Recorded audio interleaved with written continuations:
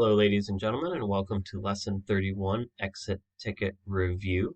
We got some really nice work in here that I want to share with all of you. Let's start with the problem set first. And this one is courtesy of Leila. Leila, awesome job in coming up with some equivalent fractions, knowing that we had to multiply by 100 for each one of these. I know in our Google Meet the other day we were mentioning how important it is that the numerator and the denominator are both multiplied by 100. And so in this case, you get 231 divided by 30 here, which is excellent. Right? I can see the work is very neat and organized, getting us, or getting her, 7 7/10. Now, I know some of you were having an answer that might have been 77, and 10 times too big. And that may be because for this top one, you might have said 231, but in the denominator, you might have just said 3.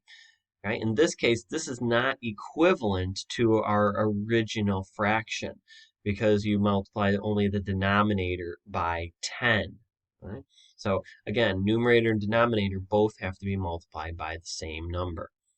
Same goes with for letter D here. Right? Leila noticed that the numerator and denominator both had to be multiplied by 100, even though it looks like you can just multiply this one by 10. The bottom down here in the denominator has to be multiplied by 100 to get rid of the decimal. So again, had to do it to the top. She showed her work over here, okay, nice and neat and organized, and came up with our 65. Awesome work, Leila.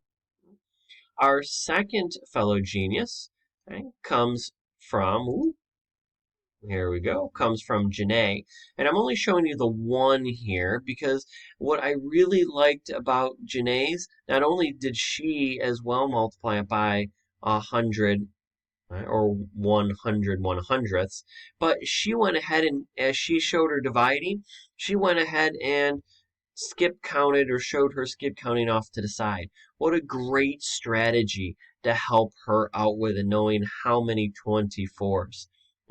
Sometimes in module 2 and 3, we also mentioned that you could take the 24 and even round it and make your skip counting a little bit easier here and knowing how many goes in. You just have to make sure that you use the exact number of 24. So Janae, excellent work. You came up with the same answer of 65 as Leila. And for our homework pages, we're going to start out with Gerry L here. A little bit difficult maybe to see here as I enlarged it, but I really like the fact that he went ahead and created a fraction, okay, with his multiplying here. Okay, so here's his fraction, but then he turned it into an estimating, which is the whole goal. One of the goals of the lessons is to find an estimate to see if your answer is going to be reasonable. Right? And certainly he does. He came up with 70 as his rounded estimate, and he came up with an answer of 79. Awesome work. That is certainly reasonable. And he did the same over here too. Knowing that they're all in hundredths, so we had to multiply by 100 100ths. Right? He came out with his answer here with his work off to the side, but he rounded.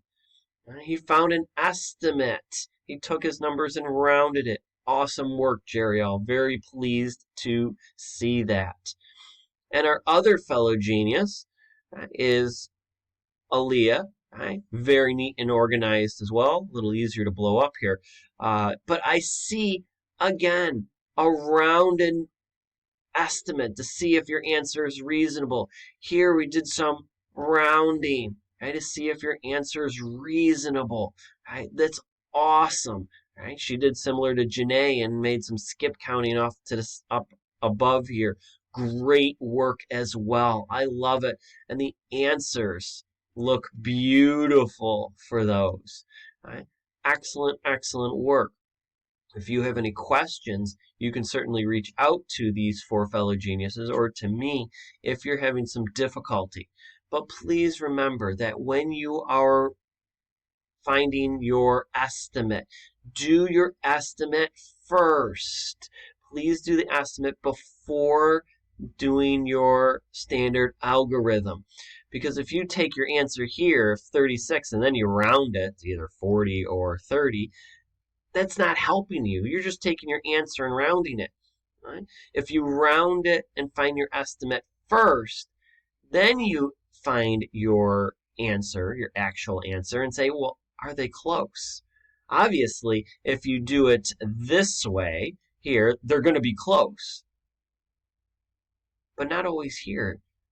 So really take the time to do your estimating first. As always, thank you for joining. Again, you have any questions, reach out to ask.